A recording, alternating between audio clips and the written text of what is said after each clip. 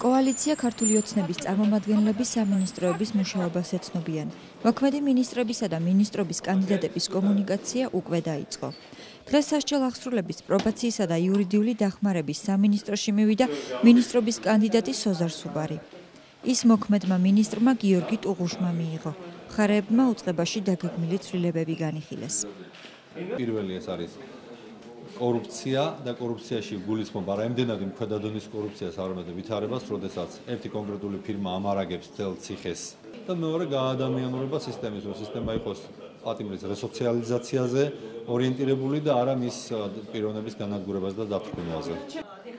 შეხვედრის შემდეგ ცნობილი გახდა, რომ გიორგი ტუღუში უწყებაში აღარ იმუშავებს, თუმცა მისი თქმით სამინისტროსთან თანამშრომლობას მომავალში გააგრძელებს.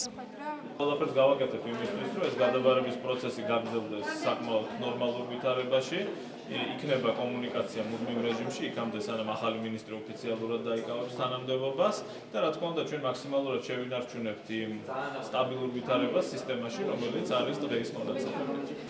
დღეს იუსტიციის სამინისტროში მივიდა მინისტრობის კანდიდატი თეა წულუკიანიც.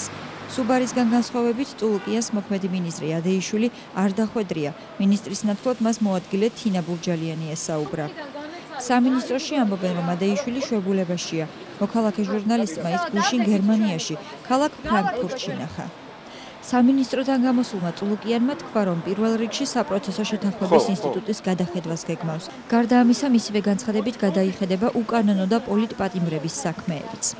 ჩვენ გვყავს ძალიან დიდი რაოდენობის ადამიანები ციხეში, უამრავი მათგანი არის უკანონო პატიმარი ან პოლიტპატიმარი, ან იმიტომ ზის იმიტომ რომ არ ჩაუგდენია მიუხედავად ამისა, ან ზის ისე რომ არ დაუდგის და ბრალი, ან მოსამართლემ ვერ მოახერხა მოტივირება თავისი განაჩენის.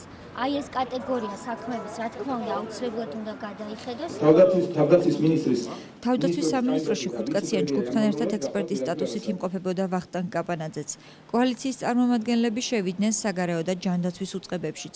თავად მაია ფანჯიკიძე საგარეო უწყებაში მას მერე მივა, რაც პარლამენტის პირველი სხდომა გაიმართება. გრიგოლ ვაშაძისა და მინისტრობის კანდიდატის შეხვედრა სავარაუდოდ 17 ან 18 ოქტომბერს გაიმართება.